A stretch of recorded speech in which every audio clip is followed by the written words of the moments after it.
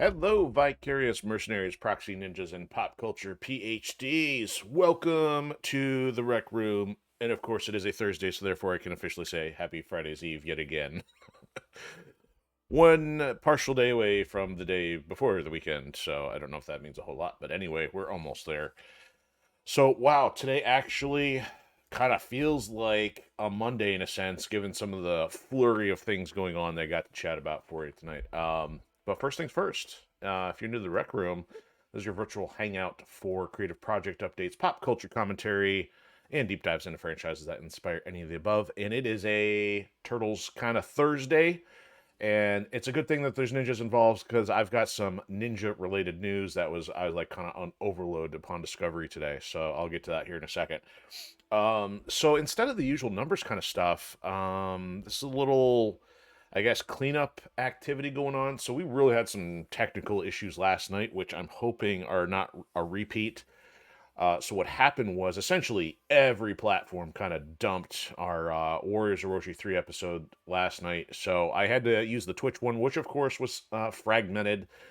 And as of a little while ago, I think I finally got all three of them uploaded onto Odysee. So Twitch is fine. For once, YouTube even didn't even keep a reasonable file. So it's not worth my time to stitch them all together. That is hours wasted, not to mention the amount of time that would go into uploading, because at least the method I have for stitching videos together ends up outputting them at a gargantuan size, and then therefore the time to re-export it based on what I have. So I don't know if I'm sure there's got to be an easier way or a more efficient way to do it, but I just haven't had the time to put into that just because usually things normally work well. So anyway, at least our primary archives of Odysee and YouTube are updated, which is kind of unfortunate because we had some cool stuff happen last night, and we had some good community interaction too. So they are working just in a few different parts. So that actually disrupted something I was hoping to get a little more progress on today. But now that I'm leveraging Twitch for some of the highlight capacity, I did get our Metal Slug Tactics highlight from Monday night uploaded onto YouTube. So wait, or do I have that backwards? No, it's on. Yeah, it's on YouTube. So I guess Odysee I think is going to be the next one. So the reason I bring that up is just because like usually even doing captures and clips is kind of time consuming, and I'm like, you know what? If I've got something that can automatically take care of that, might as well. Even if it doesn't have the thumbnail at the beginning and ending, so what? So that is now up there. So that was essentially a boss fight, which previously took about an hour plus on the first couple times that we faced it. So we actually ripped through the thing in about 10 minutes just this week. So that was kind of cool. Um, then the other thing I'm hoping to do is get a little more progress done on some of the Tomb Raider highlights from this week too. So that was had a lot of other shenanigans involved, and we end up finishing the last couple levels of the add-on levels of Tomb Raider 1. So actually next week we will be finally officially working on, from a game standpoint, not brand new but blind content. So I had played through Tomb Raider 1, but I had not played through Unfinished Business. So that was kind of blind, but it wasn't the whole game that way. So this will be my first time playing through Tomb Raider 2 once we get that fired up next week. Then where to go? So I guess the whole reason that my day got all kind of janky is kind of because I had to be up early for going to the dentist, and I thought I was going to end up crawling back into bed or something, but that didn't happen. I did put a full productive day in today, but yeah, it kind of threw me off just because my workflow wasn't the same. So I guess minor thing is talking about book 2 on the Firewall Protocol saga. So made good progress. We're up to the 125 page mark out of the first act, and I'm thinking that maybe another 25 to go. That'd be pretty cool to see the milestone of getting the first act pretty close to wrapped, at least from an editing standpoint.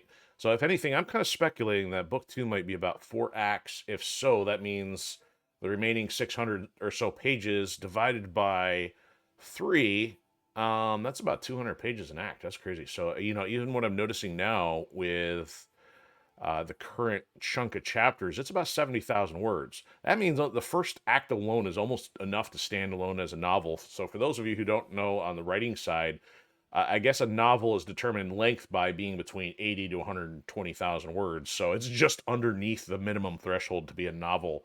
So it's pretty wild and crazy to think how long this one is. So gotta get this done ASAP and then move on to the next phase. But of course, that's going to take a few months as it is. Now, the other thing, which today I wasn't sure if I was going to make any progress on, but I got my reviews done on Chapter 3 audio, and I was going to show you this last night, but with everything else going on, I forgot to bring it back in the studio with me. So this is, 10 pages worth of the first book, so chapter 3 is probably more than that, but of course I had to print on 8.5 by 11.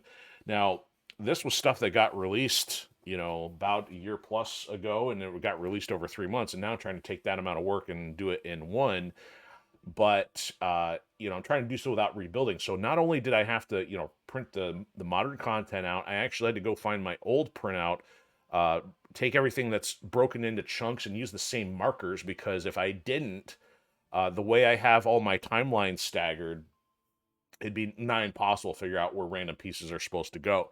So I don't know how an industry professional would do this. With wearing a zillion hats for some of these projects, I'm kind of learning as I go and trying to find workflows that are efficient. But thankfully, getting really close. So I'm thinking tomorrow I just may have to record just a small handful of things, insert those, then I can at least be exporting. Which by that point, heavy work is done anytime recording is done and editing is done. So I think after that's just like inserting some sound effects and then of course letting the computer do the exporting thing. So before I get onto the big news here, one thing is kind of interesting. So I saw a news update that Odysee is going to be updating its monetization model. So again, I'm kind of not sure how I feel or care about any of the stuff going on. I mean, if there's anything that helps increase the monetization from Odysee, that would be awesome. But it does sound like things are a little tricky right now because they are dumping Stripe. I think somebody in the user base created some big problem, which I think therefore everybody has been impacted by. So, in other words, the bad apple spoils the bunch. So, somebody had to be a party pooper and try to report people for things on a free speech platform. So, what they've indicated is they're going to be doing a combination of things in terms of blockchain. I know they want to use the USDC stablecoin as a base, but I know that they were integrating with the Arweave blockchain. So there's some conversion stuff on there, but they're saying like once you get through some of those hoops, though, there is other advantages like you didn't have necessarily have access to. Because I think in the case of Stripe, the minimum you could tip somebody was like $1. So I guess now that kind of works out if you're able to tip sub-dollar amounts without having a payment processor have to get its cut. And they're also saying that they won't take a cut now. So I'm not sure what their internal monetization plan looks like, but at least in the case of what users spend in interacting with each other, does not require Odysee to take a cut. So hopefully they'll have something obviously for their own sustainability and viability. But if it helps the community as well, that's cool too. I thought I had something else on that side, but I forget. But anyway, so here is what the big news, which my jaw about hit the floor today. So when I was working on getting the Warriors Orochi videos up, Twitch had this Xbox Direct thing going on. And I'm like, yeah, I could care less. The only reason I caught my eye was because the game that was on at the time sure looked a lot like a Ninja Gaiden title, although it's not one that was currently out. So the big news is that Platinum Games has been working on Ninja Gaiden 4. And of course, Ninja Gaiden as a franchise has been in the ashes for a while of like MIA, other than the fact that they have like a 2D classic version or a game coming out later this year. But I don't think I was all that optimistic about what could happen with Ninja Gaiden because Ninja Gaiden 3 is a dumpster fire. I have it on the collection. I've been wanting to get the collection involved. It's hanging out back here, but because we've already got, at least a reasonably Asian themed game going right now, I haven't been in a rush. We've already done Ninja Gaiden Black, and we also did Shadow Tactics. So now that we have Warriors Orochi in there, I'm kind of like, I don't necessarily need too many ninja games going right now. And not to mention Warriors Orochi 3, and if anybody's been watching, I've been extensively using the Ninja Gaiden characters in there because Warriors Orochi is under the same umbrella as Team Ninja, Ninja Gaiden in terms of from a parental company ownership standpoint. So on one hand, I'm kind of conflicted. I'm like, is this game going to be awesome? I don't know, but it's got this dark, brooding atmosphere. It looks like they've gone back to the visceral, high-intensity action nature. So what I saw a little bit of the story mode, maybe it's got a compelling story. It has a lot of cyberpunk look to it, kind of like Ghost Runner, which not something I played. It was more of a POV cyberpunk kind of game. But the other thing is, I've never played a Platinum Games title, but I know people that play them have enjoyed them and liked them. So the only one I recall, I think there was the Bayonetta series. I think they did one of the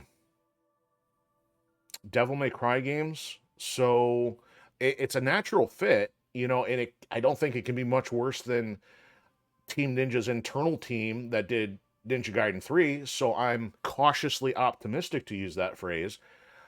And then on top of that, they're like, typical, you know, Japanese developer, please be excited, look forward to this. And then they're like, oh yeah, and then there's one more thing. And then they start to show this trailer, and I'm like, okay, this looks a little familiar, but this couldn't possibly be a remake because the remake has already been done for PlayStation 4. And then you see what it is, and it's like Ninja Gaiden 2 all over again, except with Blood re-enabled and all new engine. So it has been Ninja Gaiden 2 has been remade with the Unreal Engine as Ninja Gaiden 2 Black.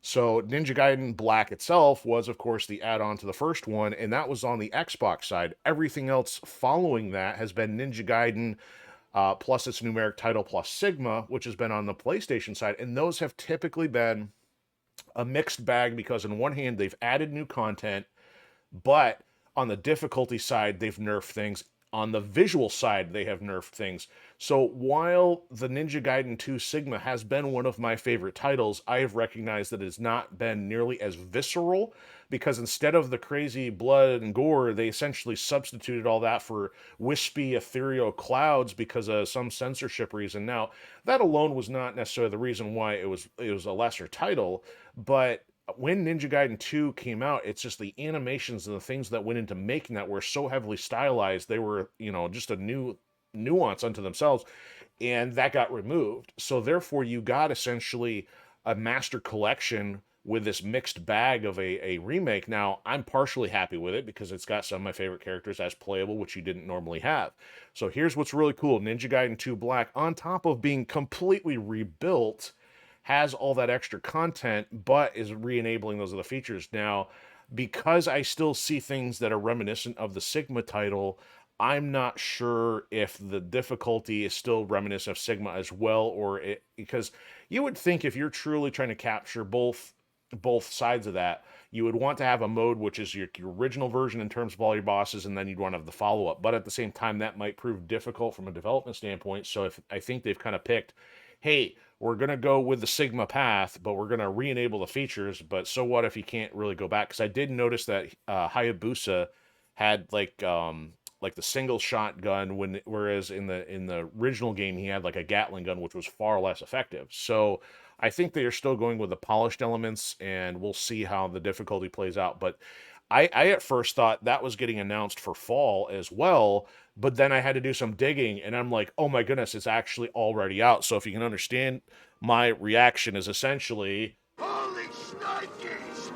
I had no idea that was coming out today. So now I've got something that has immediately compelled the urgency to want to upgrade, not upgrade, but at least get a PlayStation 5, because this happened for an Xbox developer conference or video or promo, and I couldn't really find if it was coming out on PS5, but then sure enough, I find it's on the PlayStation Store for PS5 only.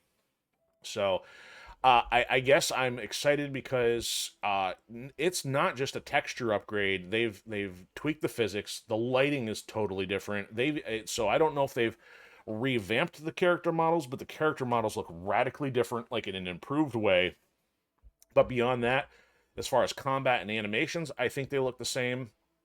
It looks like story-wise, everything should be identical, and just its overall improvement. So that fits in perfectly because naturally we are playing a ninja-related game tonight, and I couldn't believe that, especially since we've been working on Warriors Orochi, and of course I'm just, you know, reminiscing with Ninja Gaiden stuff since there hasn't been anything in a while because there's some favorite characters there. But in the meantime, to get back to a classic style ninja title, we're working on Teenage Mutant Ninja Turtles Shredder's Revenge Arcade, no, Anniversary Edition, but technically Ultimate Edition because we've got the extra content in there. So we are on episode 26, which I called News, Street Cleaners, and Ninjas.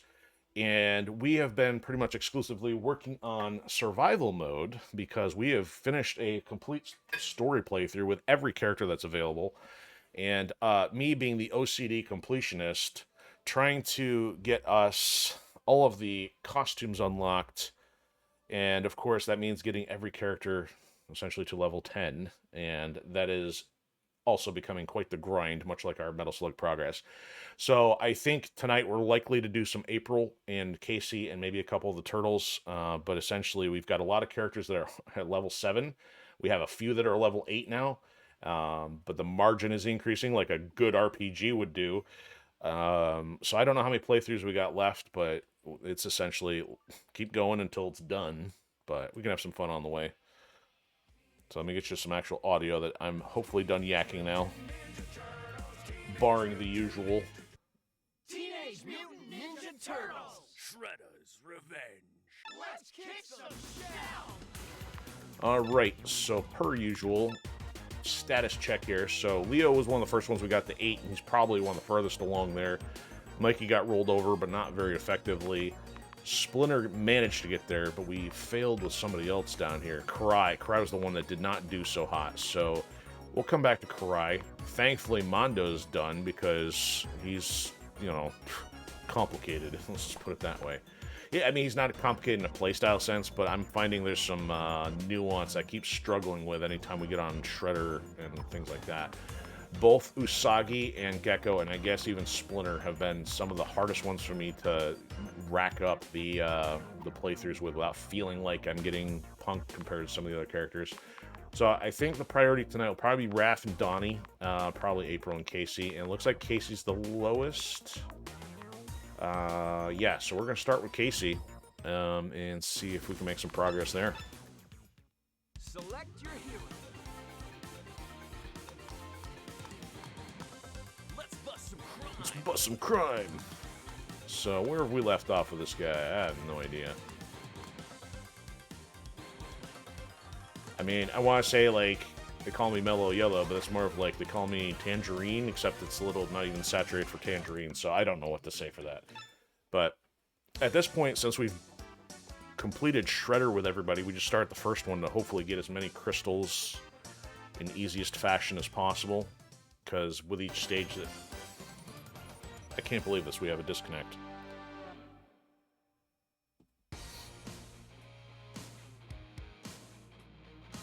Well, I recycled everything too, and the fact that this is happening is a bit of a nuisance. So, 15 minutes in here.